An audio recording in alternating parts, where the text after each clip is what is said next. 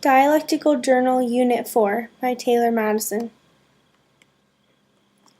I will be covering Those Winter Sundays by Robert Hayden, Stopping by Woods on a Snowy Evening by Robert Frost, Aunt Jennifer's Tigers by Adrienne Rich, The Red Wheelbarrow by William Carlos Williams, Opening Lines of Aeneid by Virgil, Opening Lines of Paradise Lost by Milton, Barbara Allen by Anonymous, Edward Edward by Anonymous, La Belle Dame Sans Merci by John Keats, Midterm Break by Seamus Heaney, When I Have Fears That I May Cease to Be by John Keats, Ode to a Nightingale by John Keats, The Sun Rising by John Donne, Acquainted with the Night by Robert Frost, First Death in Nova Scotia by Elizabeth Bishop, Do Not Go Gentle into That Good Night by Dylan Thomas, Hummingbird by J.D. McClatchy, Cosmic Simplicities by Tom Melito, and Sestina by Elizabeth Bishop.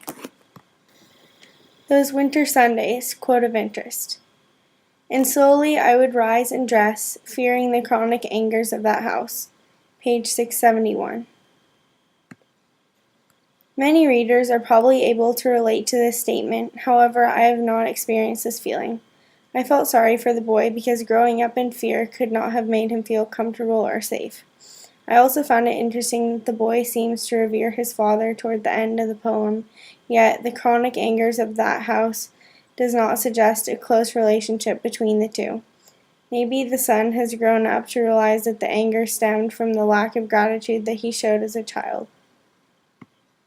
Stopping by Woods on a Snowy Evening, quote of interest.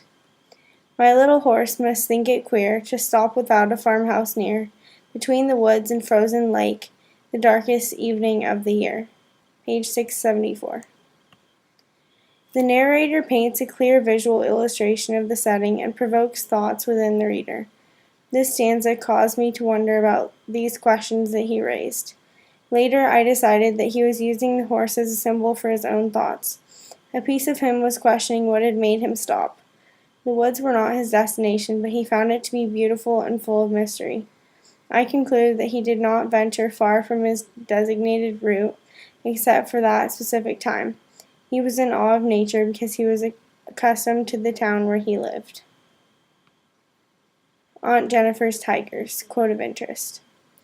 Aunt Jennifer's fingers fluttered through her wool, find even the ivory needle hard to pull. The massive weight of Uncle's wedding band sits heavily upon Aunt Jennifer's hand. Page 679. This section reminded me of the novels we've read this semester. The common theme of the woman feeling repressed by her husband was present, along with her longing to be free, proud, and unafraid. The tiger symbolized the way she wished she could act. The author's mention of ivory needles was another way of showing that she was at her husband's mercy. Finally, she has become so beaten down that the joy is gone from knitting, and it has become unenjoyable because of the burden that weighs her down. The Red Wheelbarrow, quote of interest. So much depends upon a red wheelbarrow. Page 744. The first time I read this poem, I was unimpressed by its meaning because it seemed too simplistic. Then I got thinking that poems are not usually intended to be taken literally, so I read it over again. After several more examinations, I started thinking more figuratively. The wheelbarrow served as a holder for items that formed a whole.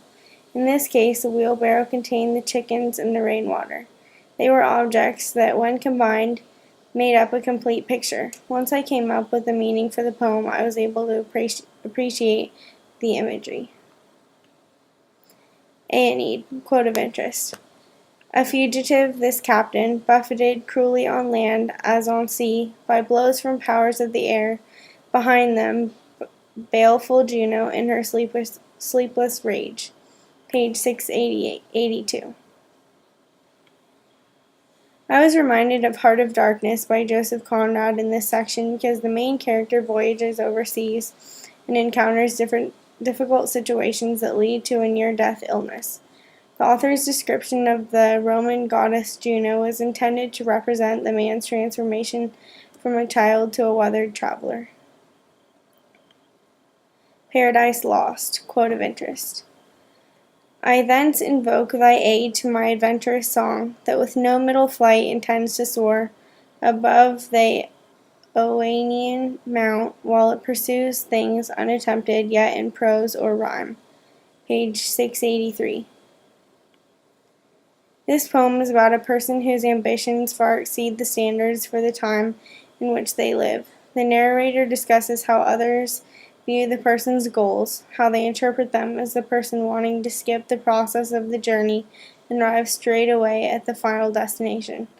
They fail to consider that the first person to achieve anything always starts out with this mentality of striving for a goal that has never been reached. Barbara Allen. O mother, mother, make my bed. O make it soft and narrow. Since my love died for me today, I'll die for him tomorrow. Page 933. I was not expecting to find out that the woman in this poem was in love with the sick man because she was referred to by her full name. Usually when people are well acquainted, they go by their first name only. This suggests that the narrator was not someone who was a large part of either person's life. Also, I did not understand why Barbara Allen said she would die for the man because as far as I could tell, he did not die because of her. Edward. Quote of interest. And what will ye leave to your bairns and your wife when you gang over the sea, oh? The world's room, let them beg they life. Page 934. This quote seemed rather cold-hearted because the husband is saying his family will just have to fend for themselves when he goes away. He is being selfish by putting his desires before the needs and well-being of his family. I was forced to wonder whether he had any qualms about leaving them behind.